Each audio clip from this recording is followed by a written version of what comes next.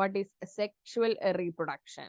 Okay, ഗമേറ്റ്സുകളുടെ ഫ്യൂഷനെയാണ് നമ്മൾ സെക്ഷുവൽ റീപ്രൊഡക്ഷൻ എന്ന് പറയുന്നത്. ഫംഗസിലെ എല്ലാ ഫംഗസും സെക്ഷുവൽ റീപ്രൊഡക്ഷൻ കാണിക്കുന്നു എക്സെപ്റ്റ് ഡ്യൂട്രോമൈറ്റ്സിഡ്സ്. ഫംഗസിന്റെ ക്ലാസ് നമുക്ക് അടുത്ത വീഡിയോയിൽ പറയാം കേട്ടോ. അതിൽ നമ്മൾ കുറച്ച് ഫംഗസിനെ പഠിക്കുകയാണ്. നമുക്ക് അസ്കോമൈസിഡ്സ്, ബെസിഡിയോമൈറ്റ്സിഡ്സ്, ഡ്യൂട്രോമൈറ്റ്സിഡ്സ് ഒക്കെ. അപ്പൊ ഇതില് ഡ്യൂട്രോമൈറ്റ്സിഡ്സ് എന്ത് ചെയ്യുന്നില്ല, സെക്ഷുവൽ റീപ്രൊഡക്ഷൻ കാണിക്കുന്നില്ല. ബാക്കി എല്ലാ ക്ലാസ് ഫംഗസ് എന്ത് കാണിക്കുന്നു, സെക്ഷുവൽ റീപ്രൊഡക്ഷൻ കാണിക്കുന്നു ത്രൂ ഏതൊക്കെയാണ്, സ്പോസ്, ഊസ്പോസ്, അസ്കോസ്പോസ് ആൻഡ് ബെസിഡിയോസ്പോസ്. ഓക്കെ, നമ്മൾ ഫംഗസിന്റെ ക്ലാസ് നമുക്ക് പഠിക്കാണ്ട് അസ്കോമൈസിഡ്സ്. ഈ അസ്കോമൈസിഡ്സ് പ്രൊഡ്യൂസ് ചെയ്യുന്ന സ്പോസ് ആണ് അസ്കോസ്പോസ്. ഓക്കെ, വേറൊരു ഫംഗസ് ആണ് ബെസിഡിയോമൈസിഡ്സ്. അത് പ്രൊഡ്യൂസ് ചെയ്യുന്ന സ്പോസ് ആണ് ബെസിഡിയോസ്പോസ്. ഓക്കെ, ഈ അസ്കോസ്പോസ് എന്ന് പറഞ്ഞാൽ അസ്കസ് എന്നൊക്കെ അർത്ഥം സാക്ക് എന്നാണ്. This is that sac structure. ഈ സാക്കിന്റെ ഉള്ളിൽ കാണുന്ന സ്പോസ് ആണ് അസ്കോസ്പോസ്. മേ ബി 6 to 8 ആം. ഇവിടെ പെണ്ണിയാൽ നമുക്ക് 3 to 6, 8 കിട്ടും. 6 to 8 എണ്ണം സ്പോസുകൾ ഉണ്ടാവും ഈ സാക്കിന്റെ ഉള്ളില്. That spores are ascospores. Okay, ഇതിന്റെ അറേഞ്ച്മെന്റ് എങ്ങനെയാ, ലീനിയർലി അറേഞ്ച്മെന്റ് അല്ലേ, they are parallel to each other. Okay, linear അറേഞ്ച്മെന്റും ആണ്. These are ascospores. Then basidiospores, basidiomycetes produce ചെയ്യുന്ന സ്പോസ് ആണ് ബെസിഡിയോസ്പോസുകൾ. ഓക്കെ, ഈ ഒരു സ്ട്രക്ചറിനെയാണ് നമ്മൾ ബെസീഡിയം എന്ന് പറയുന്നത്. ഓക്കെ, ഈ ബെസീഡിയത്തിന്റെ ഉള്ളിലാണ് ഈ സ്പോസ് ഉള്ളത്. That spore is basidiospore. സ്പൊറാഞ്ചിയത്തിന്റെ ഉള്ളിലുള്ള സ്പോർ സ്പൊറാഞ്ചിയോസ്പോർ, ബെസീഡിയത്തിന്റെ ഉള്ളിലുള്ള സ്പോർ ബെസീഡിയോസ്പോർസ്, അസ്കസിന്റെ ഉള്ളിലുള്ള സ്പോർ അസ്കോസ്പോർസ്. ഓക്കെ, ഈ ബെസീഡിയോസ്പോർ കാണിക്കുന്നത് ബെസീഡിയോമൈറ്റ്സിഡ്സ് ആണ്. Next one ഊസ്പോസ്. ഊസ്പോസ് എന്ന് പറയുന്നത് ഫീമെയിലും മെയിൽ ഗമേറ്റ്സിന്റെ ഫ്യൂഷൻ. ഇതില് മെയിൽ ഗമീറ്റ്സ് ആണ് ആൻബ്രീഡിയം. ഓക്കെ, ഫീമെയിൽ ഗാമെറ്റാൻജിയം ആണ് ദിസ് ഊഗോണിയം. ഈ ഊഗോണിയും ആൻഡ്രിയോഡിയും കൂടെ ഫ്യൂസ് ചെയ്തിട്ട്, അതായത് മെയിൽ ഫീമെയിൽ ഗമീറ്റുകൾ ഫ്യൂസ് ചെയ്തിട്ടാണ് സ്പോർ ആണ് oospores. Okay, this is the sexual reproduction. അപ്പൊ ഇത്രയും സ്പോസുകളാണ് സെക്ഷുവൽ റീപ്രൊഡക്ഷൻ വഴി ഉണ്ടാവുന്നത്. ഇനി നമുക്ക് സെക്ഷുവൽ റീപ്രൊഡക്ഷന് 3 സ്റ്റേജസ് ഉണ്ട്. First one is plasmogamy, then karyogamy, then meiosis.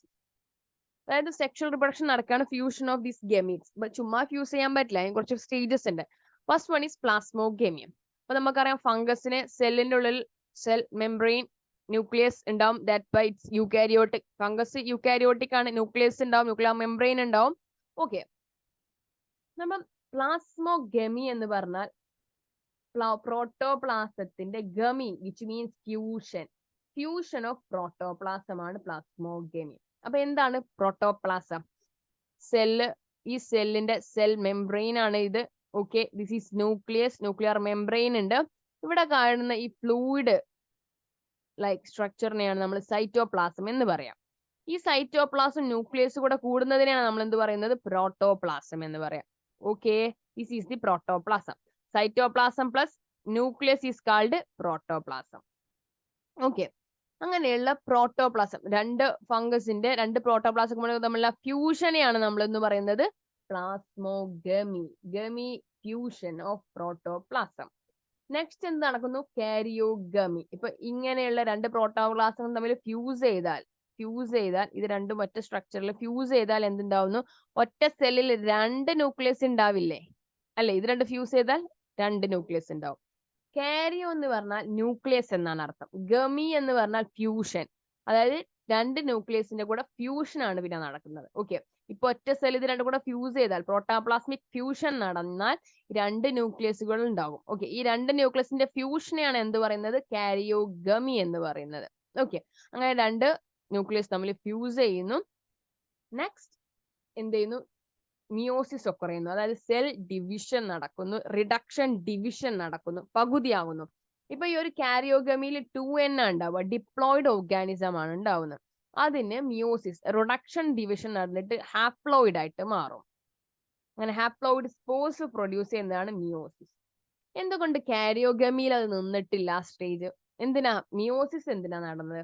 അതായത് 2N സ്റ്റേജിലാണെങ്കിൽ അടുത്ത ഒരു ഫംഗസും 2Nലായിരിക്കും, അല്ലെ? അപ്പൊ 2Nലുള്ള ഫംഗസും തമ്മിൽ ഫ്യൂസ് ചെയ്താൽ 4N അല്ലേ ഉണ്ടാവുക.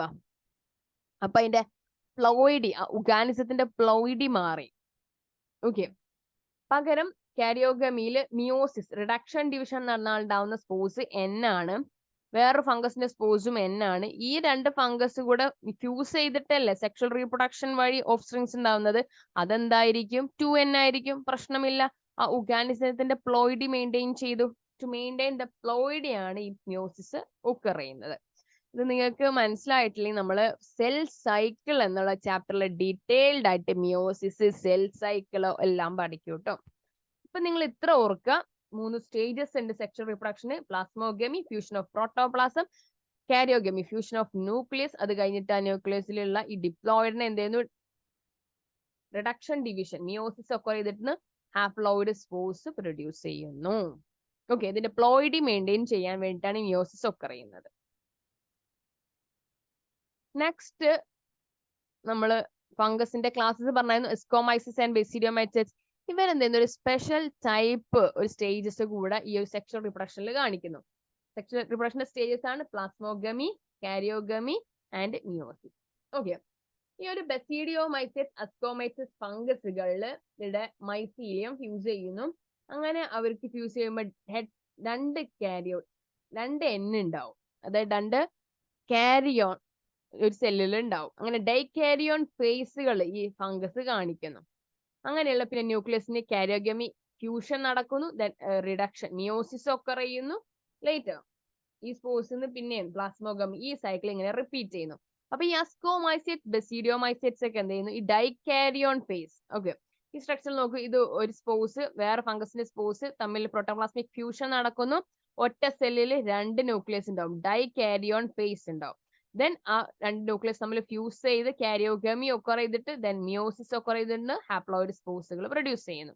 ഈ സ്റ്റേജ് ഇങ്ങനെ റിപ്പീറ്റ് ചെയ്തുകൊണ്ടിരിക്കും. ഈ അസ്കോമൈസേസിലും ബെസിഡിയോമൈസേസിലും എന്തുണ്ട്? ഒരു ഡൈകാരിയോൺ ഫേസ്, ഇന്റർവീനിങ് സ്റ്റേജ് കാണുന്നു. ഓക്കെ, എല്ലാം മനസ്സിലായില്ലേ? ഫംഗസ് റീപ്രൊഡക്ഷൻ മനസ്സിലായല്ലോ.